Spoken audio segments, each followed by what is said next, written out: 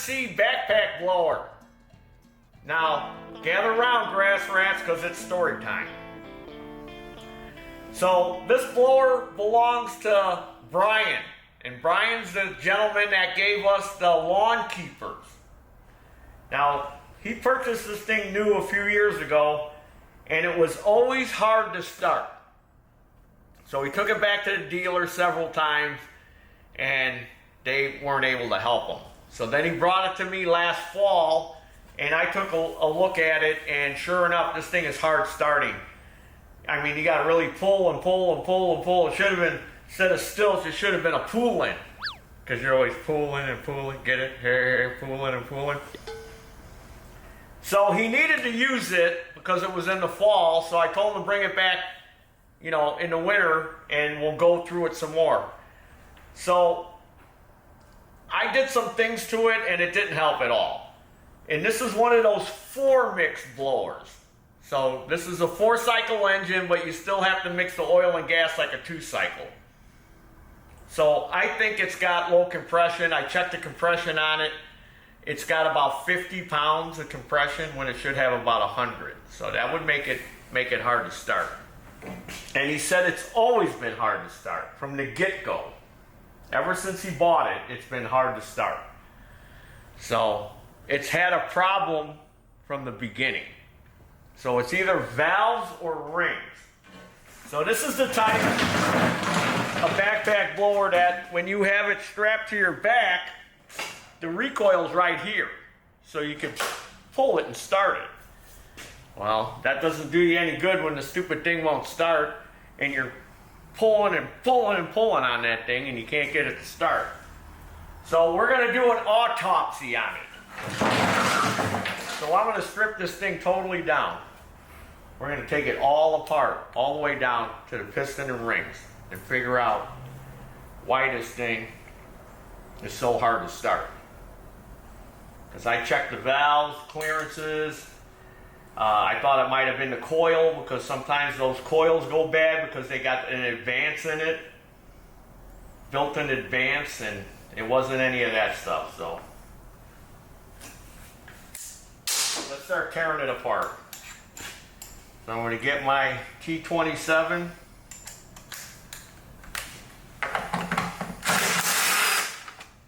And I got a box here. Because there's a lot of parts to this. Now, we don't get many of these for repair. We hardly get any handheld stuff. Well, I mean backpack blower wise. We get a lot of handheld stuff, but I don't work on it anymore. I'm too busy. So we cut out working on handheld. I do some for some people. Good customers, I'll look at their stuff, but for the most part, I would just be overrun and overwhelmed with handheld if I had to work on all that handheld. All right, do I got all the screws out of this here? Am I missing one? Let me tell. Oh, I think I gotta take this air cleaner cover off too.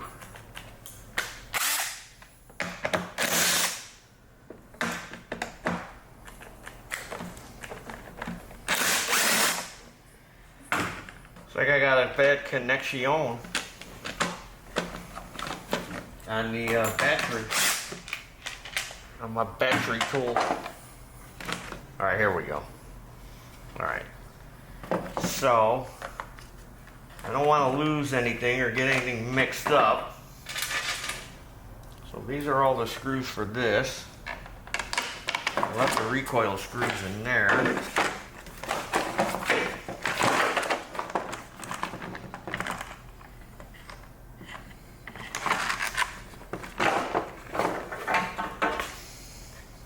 I don't want to lose nothing.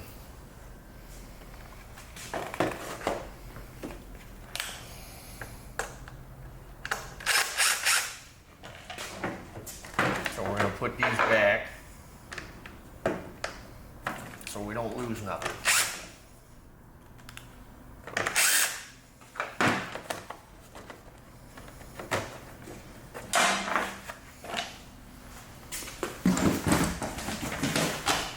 All right, there's that part. Now let's see what else. We gotta get this engine out of here.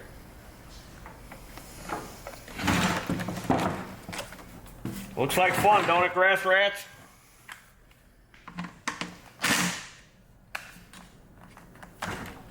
I gotta get another battery. This one's got a bad connection. Let's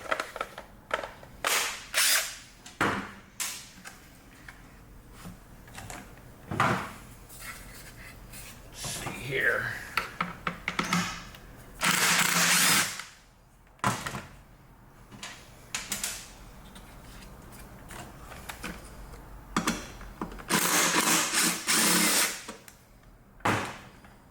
Some of these are machine screws and some of these are plastic screws. So that's why you gotta pay attention.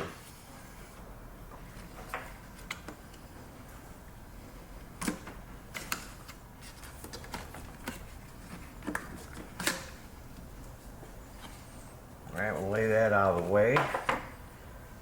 Put that back in there.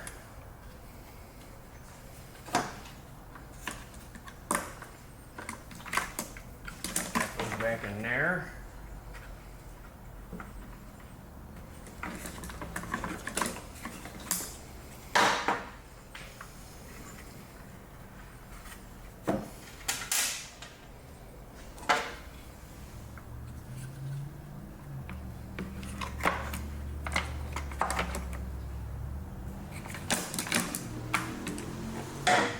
And this one in there. All right.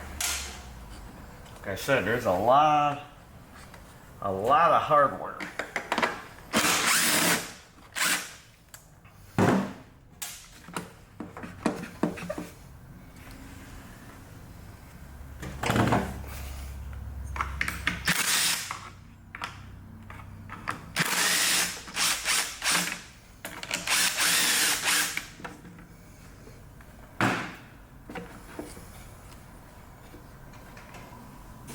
That goes back in there.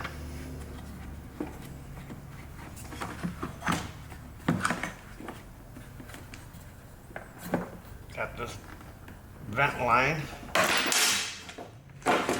Oh, already dropping the screw.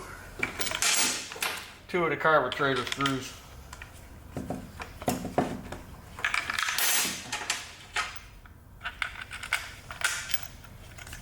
All right.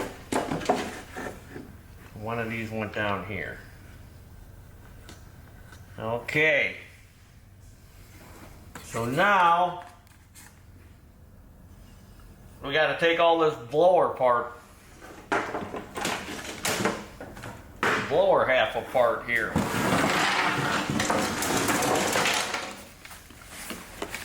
Let's see what's going on back here.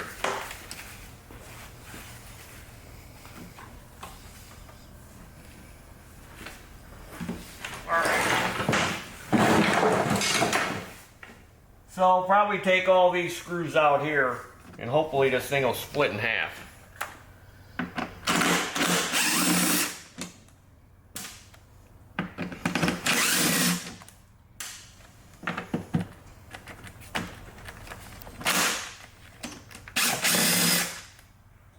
I gotta get me another battery. Take a break. Okay, I've removed all the screws all the way around, and this one down here has got a machine screw with a nut on it. There's one down here on the very bottom. So let's see what happens. Try to take this apart. These blowers are kind of cumbersome to work on. Am I missing some more hardware? Oh yeah. Here's another, here's one hiding under here.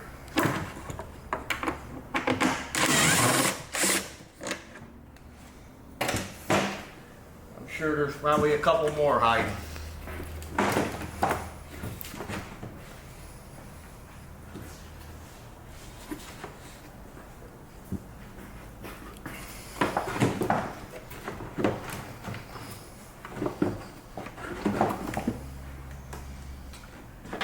So what do I gotta take this tank off too?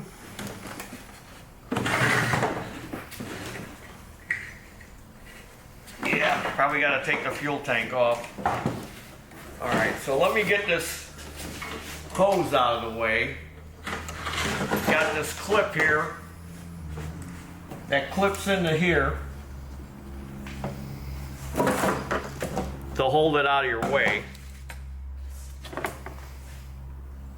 I mean, it's a part, it's just the gas tank's in the way.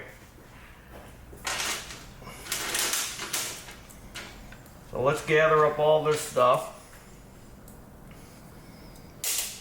and get one of my trays here, which is a coffee can lid. You notice I cleaned my bench? Grass rats? Been cleaning around here. Took me all day to clean it too. Putting all those little bits and bobs away.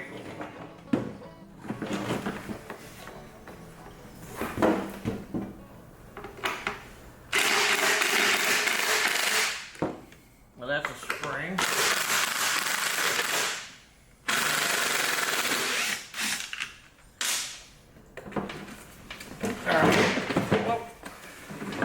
Well, I mean, these are kind of awkward to work on.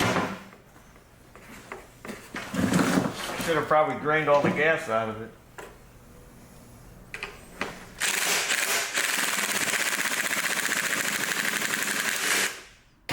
So I get another battery. Now this one's dead. Good thing I got a lot of these batteries. Now I gotta go find another one. Okay, I got the fuel tank off. I put the 2 screws back in the bottom. And yeah, here's a little guy hiding under here.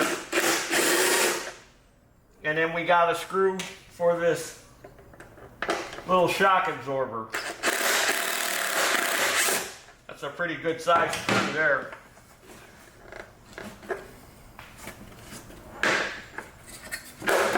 Now we got it off. There we go. So I'm going to put that back in there, because I don't want to lose it. So that wasn't too bad. Could you imagine doing that by hand? Unscrewing them one by one. Okay. So now I gotta take this nut off and get this fan off of here. What size is that? It's metric. It ain't 17. Probably 19. Nope, 18. Alright, I gotta get an impact. And what is it, left-handed thread? Well, it looks like it's right-handed thread.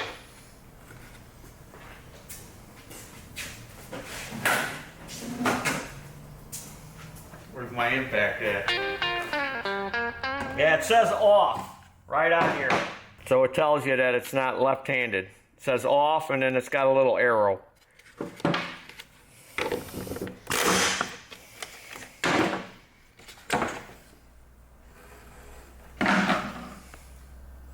Put the nut with that. And then it looks like we got 4 screws here.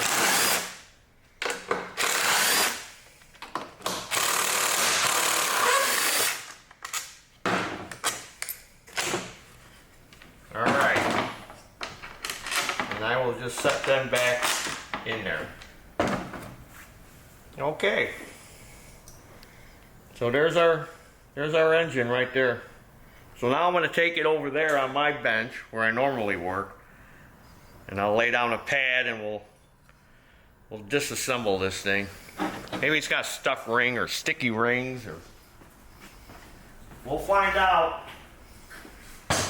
as we continue the autopsy on the BR 800. So here's our valve cover. So we'll take this off to show you.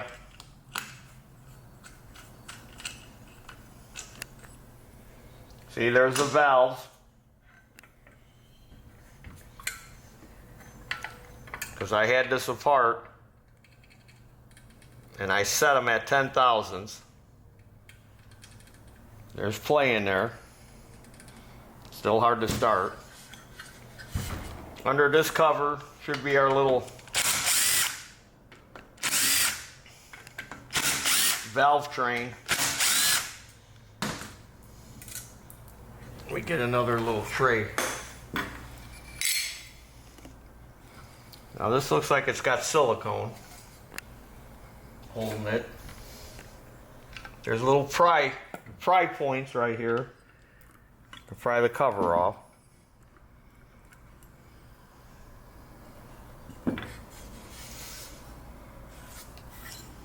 So that's your cam. That's your compression release right there.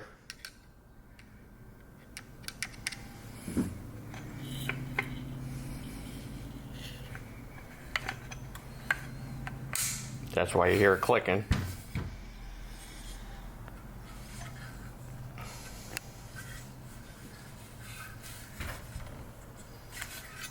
When we pull this cover off down here, we should be able to pull the whole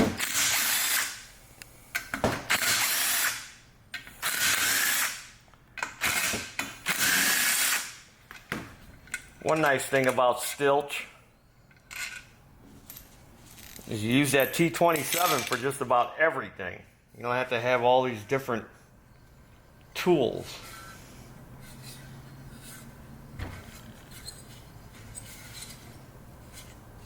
All right, let me get my plastic hammer.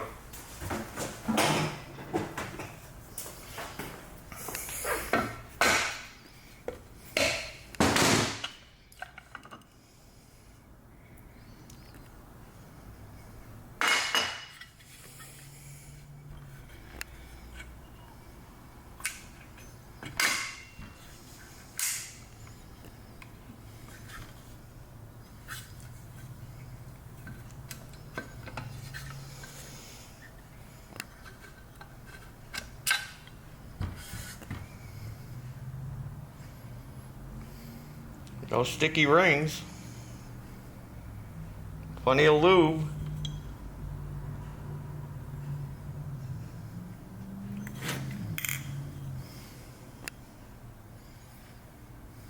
Bearings all look good.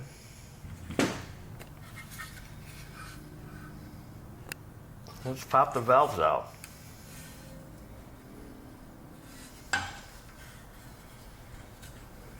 What is that? Probably 8mm maybe? I can't remember. Yeah.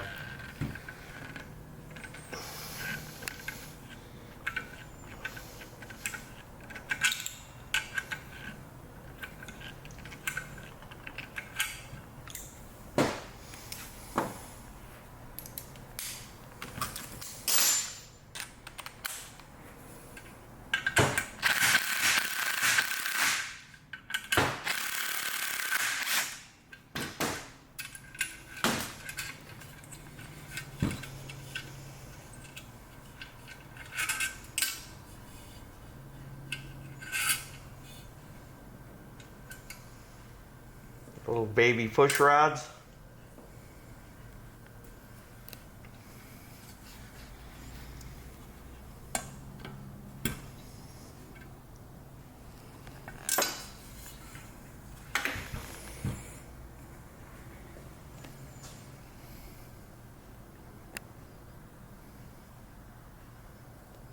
Not a lot of carbon on the face of the valve. I'm not seeing anything. Why this thing would be so hard to start.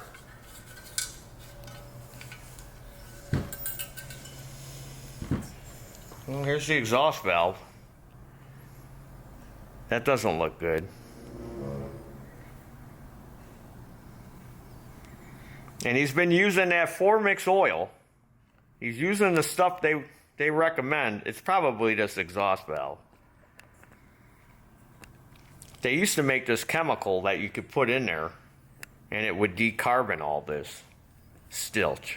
Must have been toxic, because I guess they quit making it, quit selling it to dealers. It's probably this valve, probably the whole problem. We take it on the wire wheel and clean it up real good. Okay, I cleaned up the valve. I don't know if I got my suction cup tool is small enough to try to lap it in there. But let's pull out the cam and inspect that while we're at it. So to do a valve job on one of these, you still got to pull the piston and everything out. It's not like the head comes off. So here's our little lifters, I guess you'd call them. And they're the same if you look at them. So, you know, if you swap them, you're not going to mix them up because it's the same part. They're symmetrical. And then this little pin comes out, and this pin comes out too. That holds the cam. So here's the cam. Now this cam with this little compression release on it looks just like that plastic cam that's on that Honda push mower, walk behind mower. Those little GCV engines, those Honda GCVs they put on the walk behind mowers and pressure washers. The newer ones, they have a little cam like this. So this compression release is working. It's not sticking.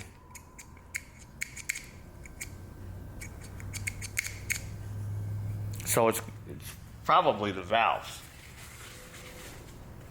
But I don't know why it would have, you know, been hard to start from the get-go.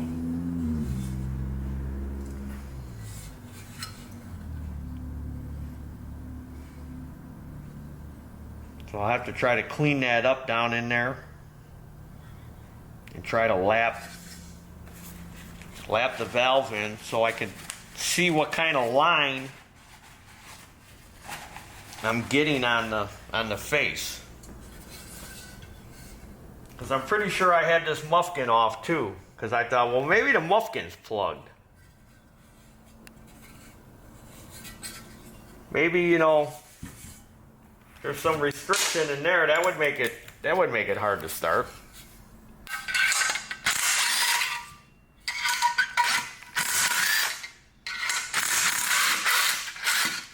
I'm pretty sure I had the muffkin off when I was messing with this thing back in the fall.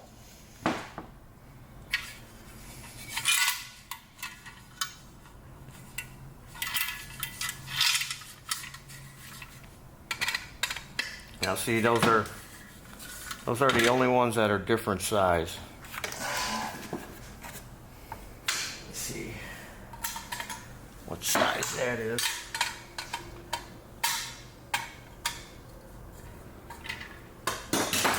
And of course, it's none of the ones I've got because they're probably all broken.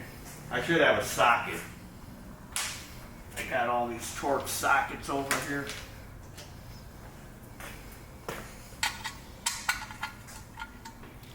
Size is that one? A 15. That's a 25. That's a 10. Here's a 20. See how that fits in there? Yeah, it's a 20. It's a T20.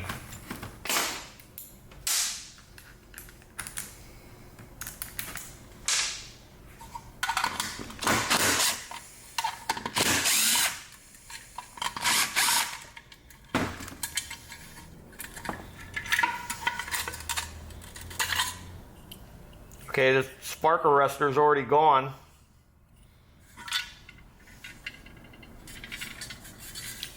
So no restriction on the muffkin. Must have thought that was the problem and just took it out and left it out. Not me. But again, that was a while ago. I can't remember. Let's look inside this port.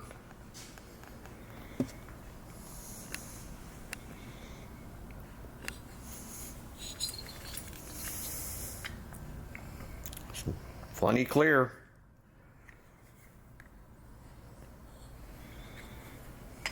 I don't know. I don't know why this thing would be so hard to start. Maybe carburetor's bad. Maybe it needs a new carburetor. Alright, let me see if I can lap this valve in. I gotta try to get down there with something and try to clean that carbon off that head. Stay tuned. Okay, I found this little wire brush I had in my tools, and I was able to get down in there and clean up them seats and get that carbon off of there. One other thing I want to do, since I got it apart, is I want to check the end gaps on these rings.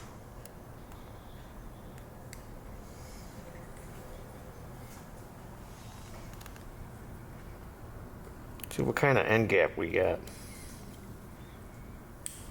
Let me remember which way I took that ring off. Now, is that ring perfectly square? Let me look under my little magnifying glass.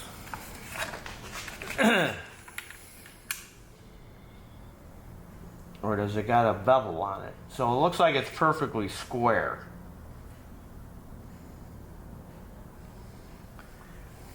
Let me stick it in here and see what kind of gap we got.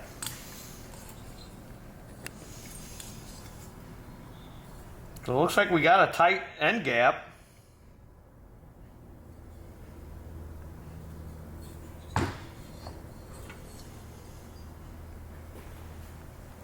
Find a feeler gauge here.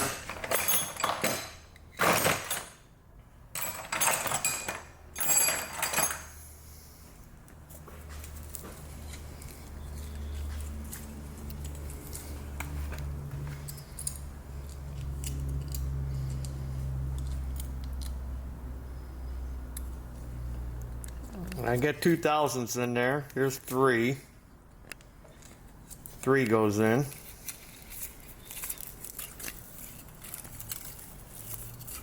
And we go up to 6. 6. Now, I don't know if there's any specs on this. Here's 8 and 10. And then we just jump right up to 10. 10 fits.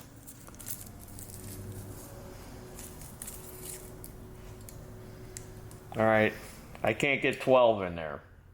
So it's 10 or 11. Let's see this other ring.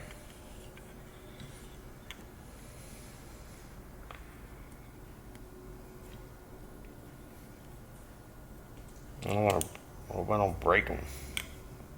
If I do, I'll just buy new ones.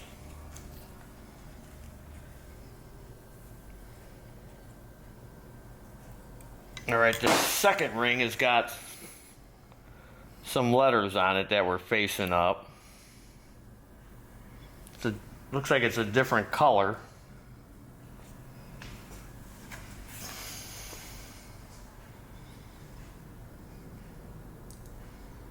It's perfectly square. Not a lot of carbon on there or nothing, because this thing is a few years old.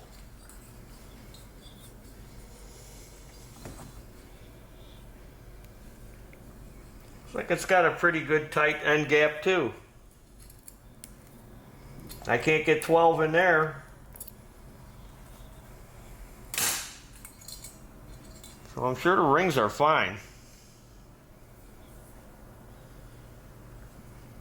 Alright, let me try lapping this exhaust valve in. So since I don't have a suction cup, you know, to put on there to lap it, I'm gonna have to get it from the other side. Let me get some lapping compound. I'll be right back. Okay, I put some lapping compound on the face of the valve there.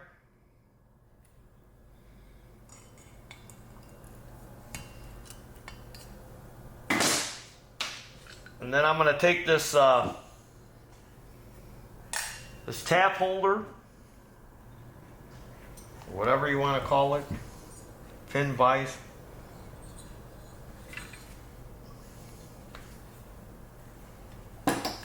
Something to hold the valve while I clamp this on there. All right. Now I can lap it this way.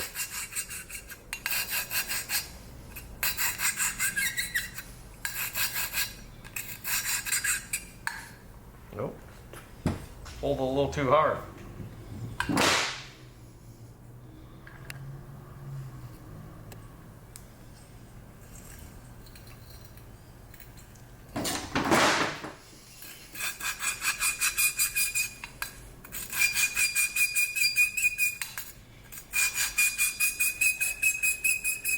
Listen to that noise. You know what that reminds me of? The beginning of that show on the ID channel, Signs of a Psychopath.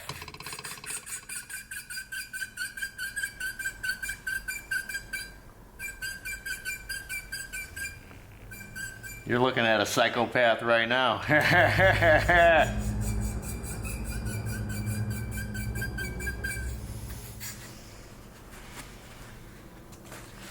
have to get some carb spray. Thought I had a can here. Dang it, every time I have stuff on my bench, somebody grabs it and moves it on me. Looking for my impact. I know that half-inch impact was on this bench earlier.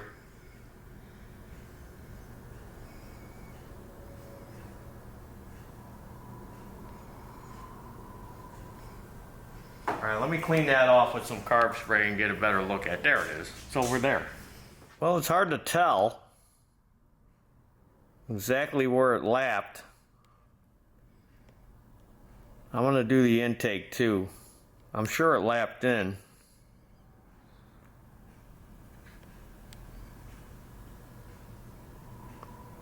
I'll just have to clean it real good and do the other one and put it back together and see what happens. This is the intake, which I haven't lapped yet.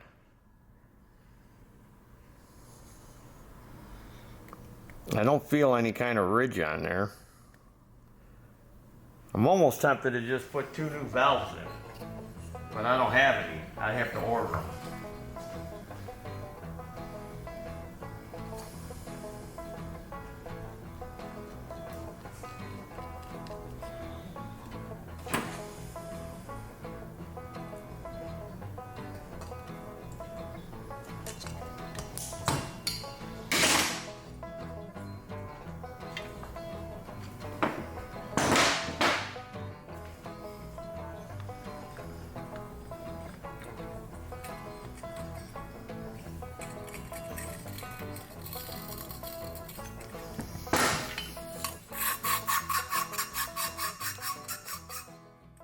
Now this one you can see, it done lapped in good.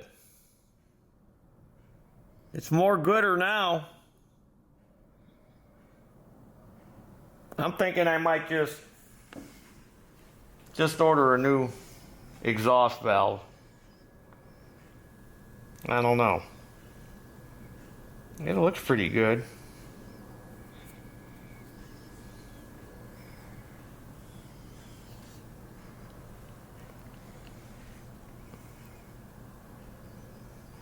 Let me just try lapping it in some more. Give it a few more laps around the pool.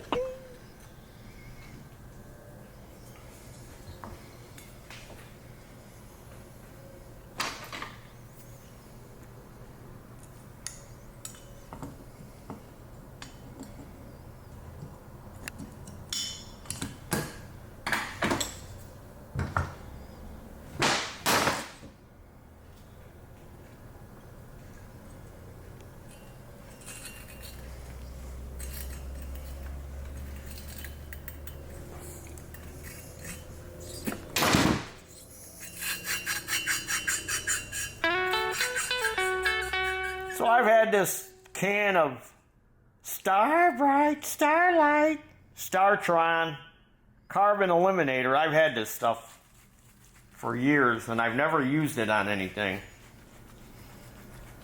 I'm going to try it. I'm going to spray it down in this cylinder here and see if I can get rid of all this carbon that's down there.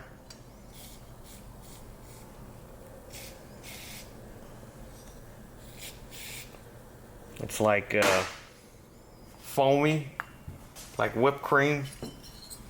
I'm going to let that set. Now this is a 4-stroke engine, so I wouldn't think, you know, like on a 2-stroke, if you got leaky crankcase, you know, if you got bad crank seals, that'll make something hard to start because you don't have any pressure. But just being a 4-stroke, I wouldn't think that would matter. I mean, that seal feels like it's on there pretty tight. This one seems a little loose. I wouldn't think that would have any effect. But I'm going to inspect that seal. Man, that stuff stinks. That Startron.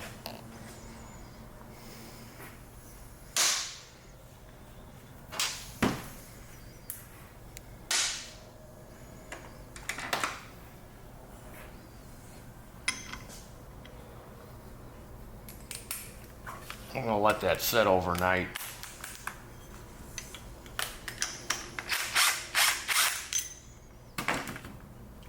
This flywheel nut was barely tight.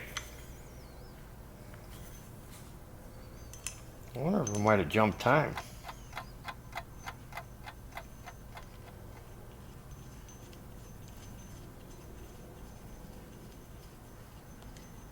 Like I said, he had it back to the dealer several times. They said they couldn't find anything wrong with it, even though it was still hard to start. You know, when you shut it off when it's hot, that's the whole idea behind having that pull right there. So you could shut it off, and then if you want to restart it, you know, you don't have to keep taking it on and off your back. You just pull it and it'll start. But he was pulling and pulling and pulling that thing. And then he brought it here, and sometimes it would start when it was hot, and other times it wouldn't start at all. You're pulling and pulling. And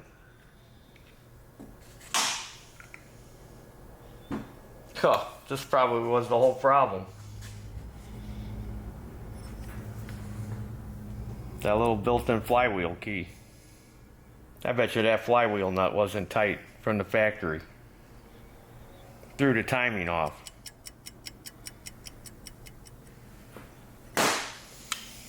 Good thing I wanted to check this seal. There's our autopsy.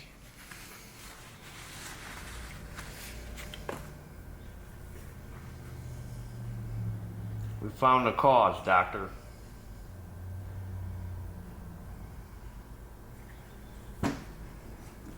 Loose flywheel nut. All right. But we learned something today, didn't we, grass rats? I'll order a new flywheel. I could try to line it up by eye, but I don't want to do that. Let's just get a new flywheel. I'll get a hold of my brother, Farrell. He said he's got a bunch of these things that are junk. He sells tons of this STIHL stuff. And you know what? He doesn't have anything good to say about STIHL. He's not a happy camper with them people. I'll get a hold of him, see if we can get a flywheel. But anyway, we got to perform an autopsy, and he got to see all inside one of these things. And we tore it all down, and we learned. It's learning. Learning's fun. Oh, look at this. I got some drumsticks.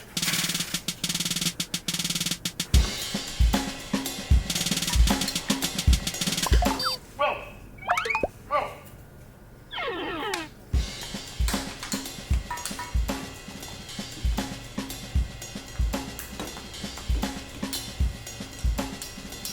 You know who's a good drummer?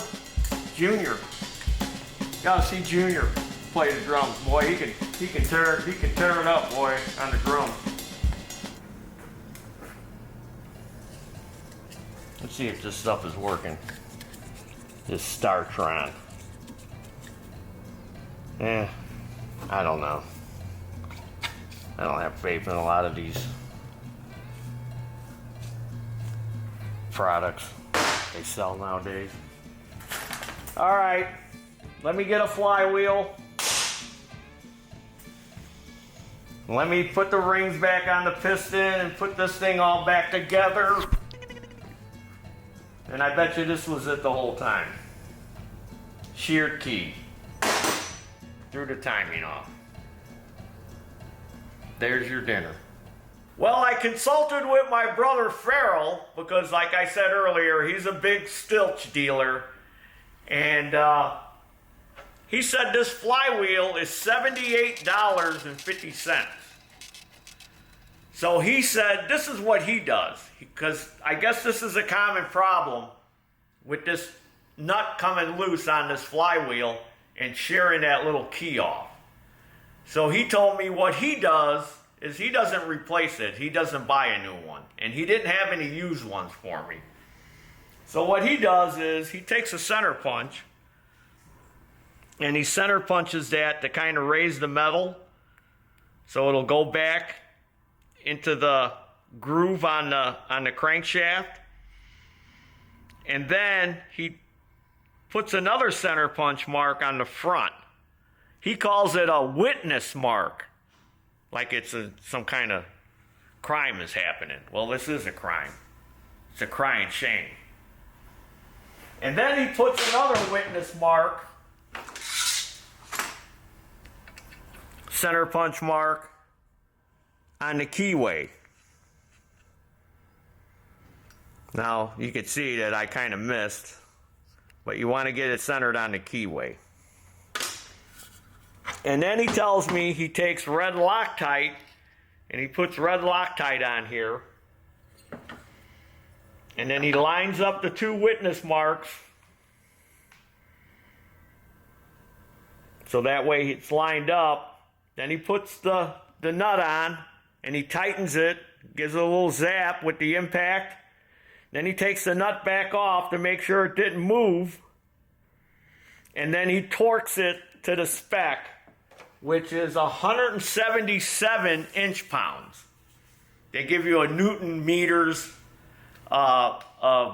value, and then you have to convert that to inch-pounds, which is 177.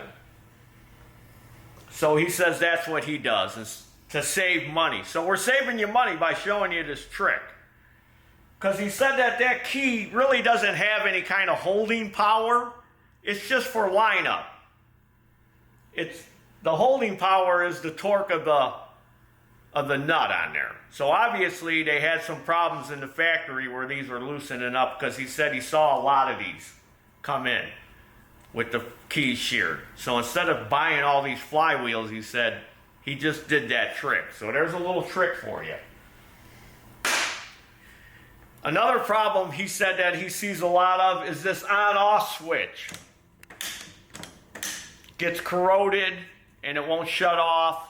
And he also said he sees where that yeller wire that goes on the block, we'll show you that when we put it back together. He says from vibration, he says that wire breaks and it won't shut off either. You can't get it to shut off, and then he relocates it. So luckily, he's a big Stilch dealer, and I have access to all the tech manuals and stuff. Because like I said earlier, we don't hardly see any of this backpack blower stuff here in Podunk. So I read through the manual, and you have to pressurize this thing like a two-stroke. engine to make sure it's got no crankshaft leaks or any kind of vacuum leaks. So I reassembled it all. I put it all back together. The engine, I put the rings in, I put the valves in. I set the valves. They're supposed to be at 4 thousandths. It says 10 to 12 millimeters in the manual, which if you convert it to thousandths is about 4 thousandths. So I set the valves, and I got my little pressure. I don't have a vacuum one, I only got a pressure one, because they want you to vacuum test it and pressure test it. So I started to pressure test it, where you pump it up, and of course it's leaking down right away. It's not holding any pressure because we got a leaky crank seal.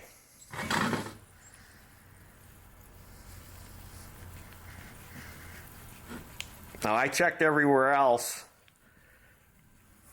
and it was leaking from the valve cover, and I didn't have a new valve cover gasket, so I siliconed it. I put a little light silicone on there, and it quit leaking from the valve cover, but it did leak from that crank seal. So let's check this other one under the flywheel. Now that one's good. So I ordered a new set of crankshaft seals from my brother Taryl, because he's the STIHL dealer. That's another reason I don't like working on some products that I'm not a dealer for. It takes a long time to get the parts for it.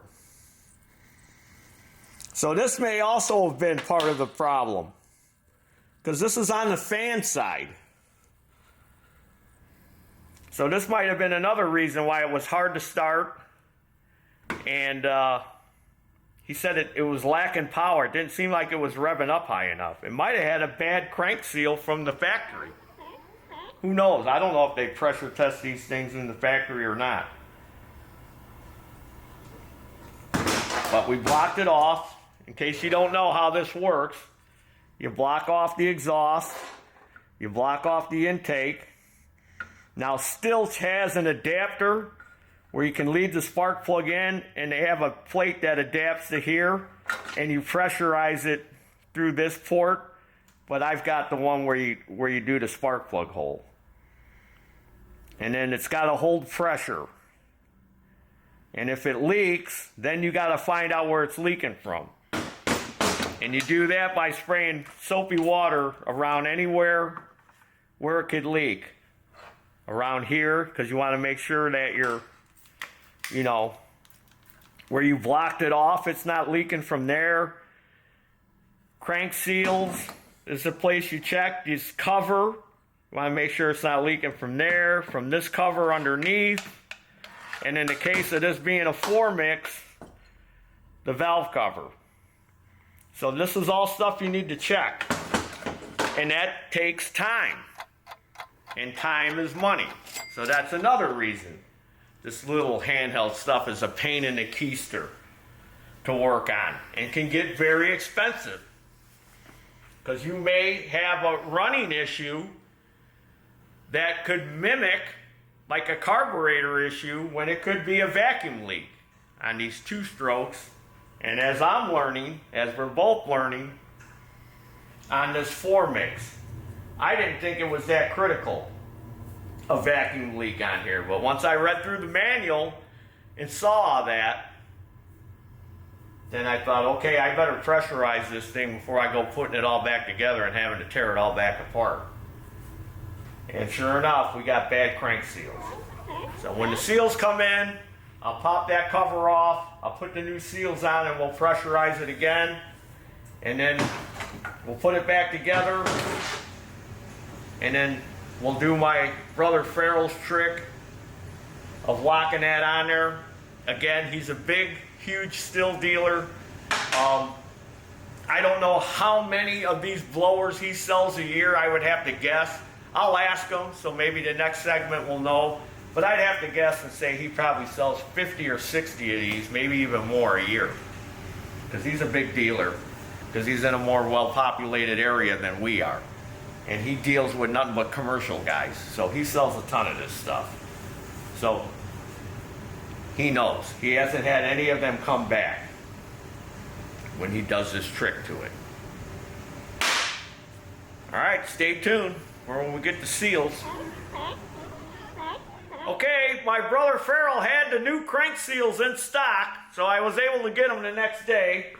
The only downside is you have to take it all back apart, put the new seals in, and reseal it. So, my suggestion to you, if you're going to work on one of these and do an autopsy on it like I did and take it down that far, new crank seals, new valve cover gasket.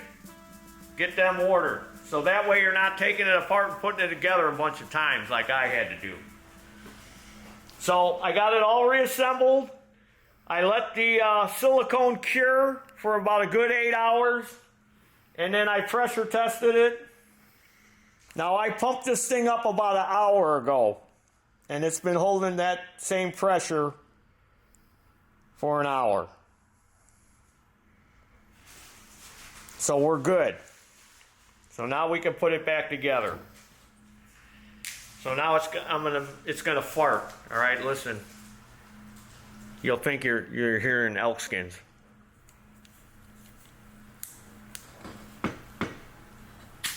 Ah, it farted. Okay. So now I'll go ahead and reassemble it.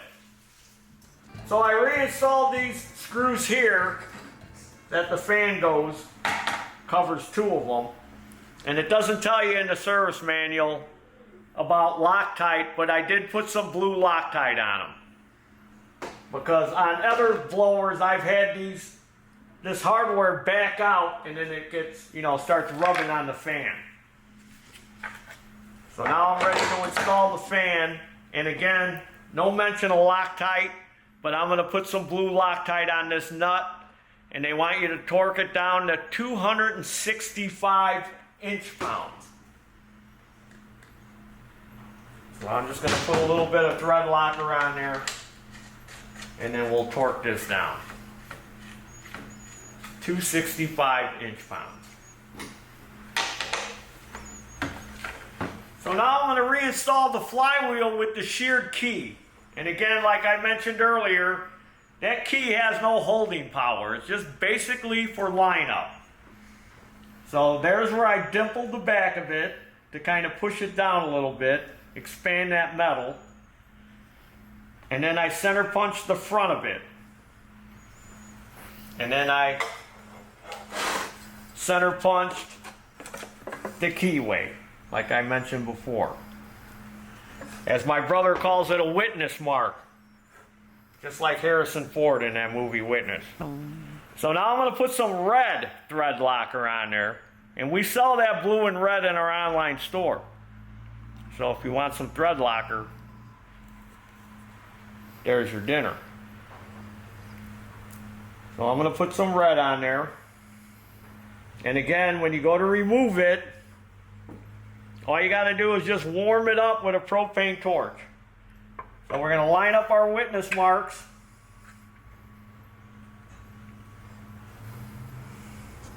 I'm going to I want to get it off the magnets because the magnets are trying to pull it. So I'm going to spin the fan. There's our witness marks down in there. The one there and the one on the crankshaft.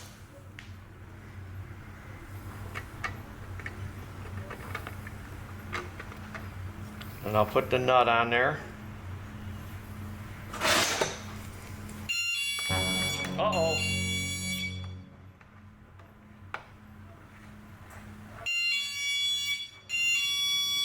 That's not money. That's the UPS man.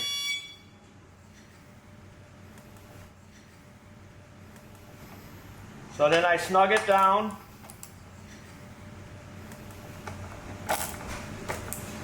And then I'll take the nut back off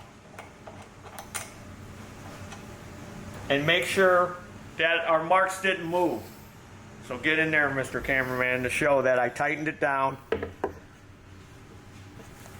And our marks are still lined up. Because, you know, sometimes when you tighten a nut, it wants to move it. So we're still lined up. So now I can torque it to 177 inch-pounds. That's what they wanted. And then I'll just go ahead and just reassemble the whole thing, put the gas tank and everything on, and then we'll start it. And hopefully it'll start a lot easier. All right, let me get my torque wrench. Well, got it all back together. And as Elkskin says, let's fire it up, fire it up, fire it up. Where is he? All right, let's see what happens here.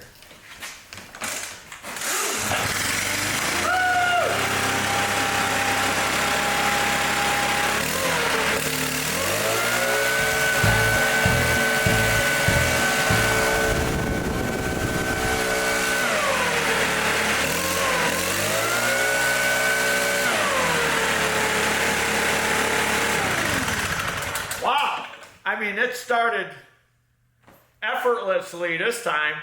So what I want to do is, I'm going to take it outside and I'm going to let it run for a while, get it hot, because one of the complaints was that when it got hot, it wouldn't restart. So I'm going to go ahead and do that. We're going to let it get real hot and then see if it'll start. But it sounds like it's got a lot more power. That was another complaint. And again, probably a combination of that timing being off and that one seal being bad.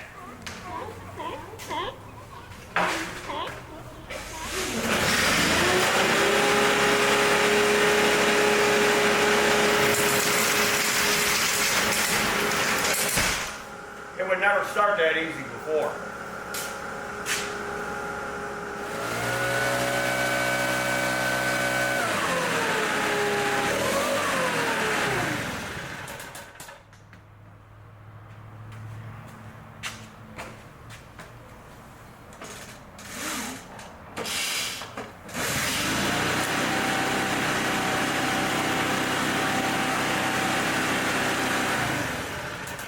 Do that before.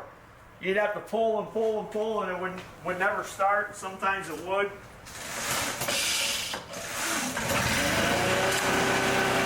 Like it's supposed to.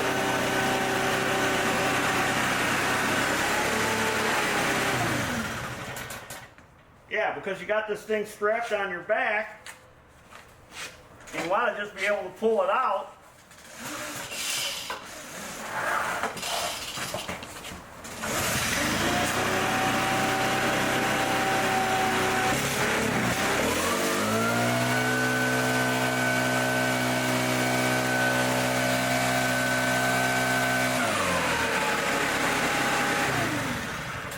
Well, there you have it. There's a little peek inside one of these. I don't know if you'd want to buy one. I know I wouldn't. I think I would take the Echo over this STIHL. The Echo is a actual 2-cycle and not one of these complicated 4-mix things. I mean, it is a nice looking blower, but I don't know. I'm not impressed with the new STIHL products. Even though I've got some STIHL products, but they're the older ones, which were better, in my opinion, than this stuff they're turning out today. So, I hope that gave you a little insight on what it takes to fix some of this stuff. Now, if I had to charge the customer for that repair would have been easily $300 or more to do all that. But now that I got a little insight into how it works and what it takes and what to look for, I would be able to do it a lot quicker because now I know what to look for. But yeah, we don't see a lot of this stuff like my brother does. So if you like this YouTube channel or this video, if you haven't already subscribed, subscribe. We have another channel that's called the Skits channel. Taryl Fixes All Skits. So you might want to check that out. That's got a bunch of just funny parts. There's no repair in it or nothing. It's just the funny skits parts. If you haven't subscribed to that channel, go ahead and subscribe. Check out our web store. We got all kinds of stuff. Hats, spark plug necklaces, shirts. This new shirt, because I know a lot of you grass rats bleed gas and oil. We also got a bumper sticker now. You don't have to put it on your bumper. You can put it on a cabinet or something, but you could put it on your bumper.